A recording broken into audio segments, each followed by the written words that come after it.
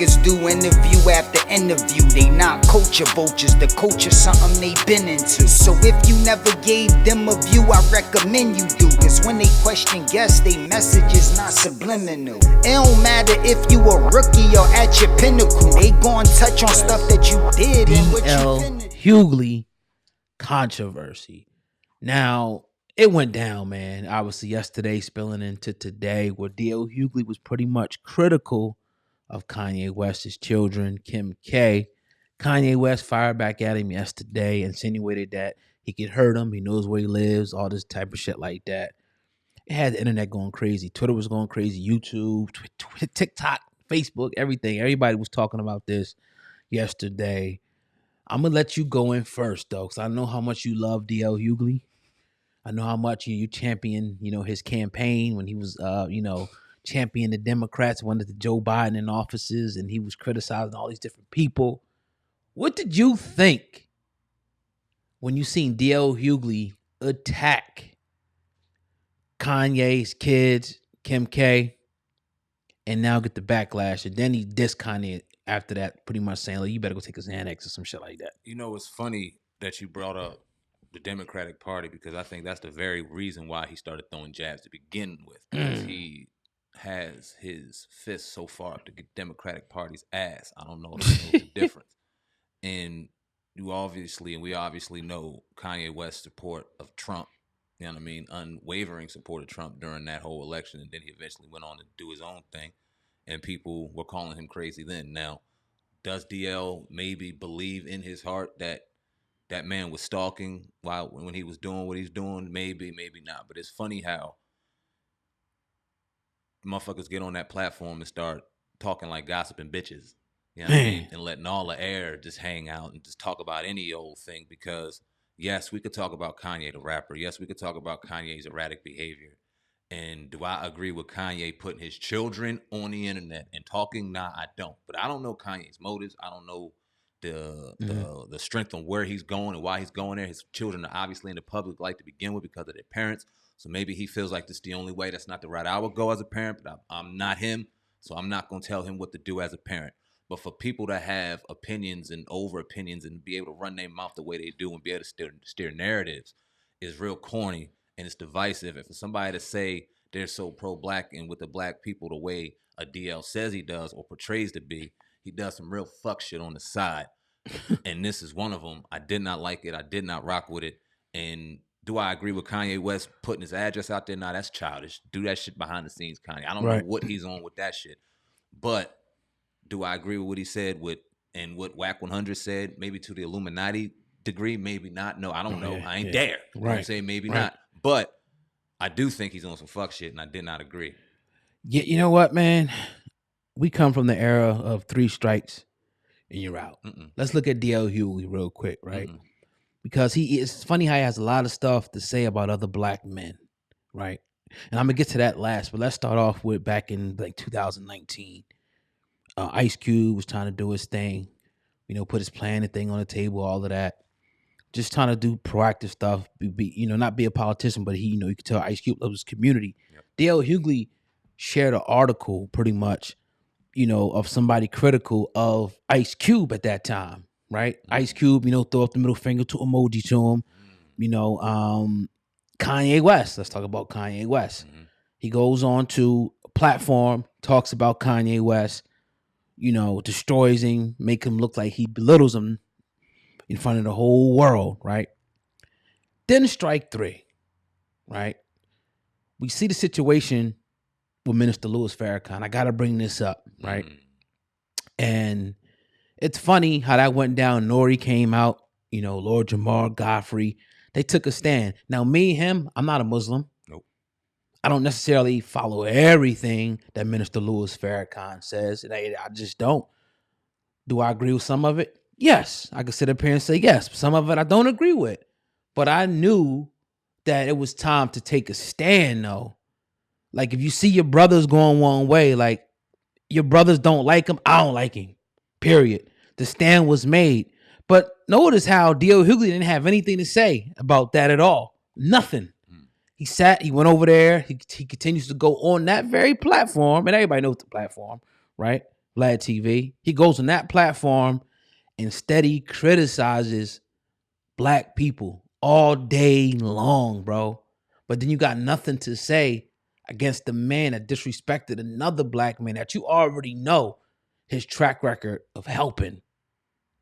As controversial as Minister Louis Farrakhan is, the Nation of Islam is on point. Schools, teaching, how to eat. All the brothers that I know that come from there is entrepreneurs, smart, sharp, family men, stand-up individuals, man, period. Dr. Wesley Muhammad, we can go all the way down the line. Dr. Nori Muhammad, Reza Islam, stand-up dude. Ben, what's his Ben? Brother Ben, Brother Ben X. And then a whole laundry list of people that I've dealt with over the years have been stand-up, brother. Not perfect, but stand-up individuals, and they've been men of their word, at least to us. So when I see D.L. Hughley do this, it's clear and it's apparent that he is in the pocket, like you said, of the Democrat. He's taking payoffs. Remember around election time, and this will be officially strike 3. Election time, he's going in. He's, he's tweeting all the stuff about Biden, how we should go with Biden. All this Biden stuff. But now he's quiet. You don't hear him criticizing Democrats. You don't hear him criticizing. And I'm not a Democrat, Republican dude or none of that. Right. So I don't think I'm on the Republican side or nothing like that. But you don't hear him criticizing them at all. You know why? Because most likely, and I don't know this for sure, but he took a payoff to endorse. We talked to Dr. Boyce Walker. We talked to many people who admitted, like, all right, both parties, not just Democrats, right, Republicans too, pay celebrities. They pay influencers to push out their agenda to try to get the vote. It's a smart thing to do. What do you think they're getting all this campaign money for? It's for marketing, to put stuff on TV. But another form of that is going through the celebrities, going through the actors. And like I said yesterday, it's a shame, man, that in particular in the black community, we look up to people like comedians and rappers and things like that as leaders, as opposed to real leaders in the community, doctors, lawyers, entrepreneurs, teachers. We look up to comedians and shit. Yep. So that's why, to me, and I'll let you go in after this, man. It's ironically, it's a comedian, right? That is talking for us. Like, not that a comedian couldn't say some good things, but I don't want no comedian talking for us. I don't want no rapper really talking for us unless they come in with the right. It's almost like putting Cardi B. D.L. Hughley and Cardi B speak for black people. It's a joke. It's a joke. I love how you put 3 strikes, right? Because it's almost like we gave them 3 chances.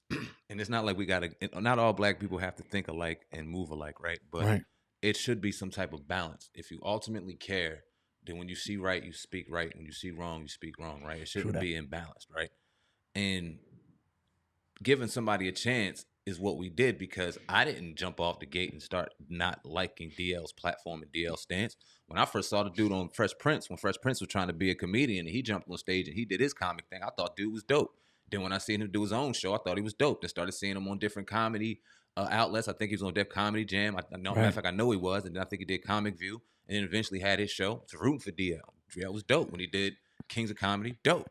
You know what I'm saying? It wasn't until, I guess, the emergence of social media when you begin to see certain things, and I guess around the Obama era, and everything was cool because we were drinking the Kool-Aid of Obama too when we first seen that brother going out there and almost becoming the first black president. So almost validating what we were thinking in our ideals at that moment in time.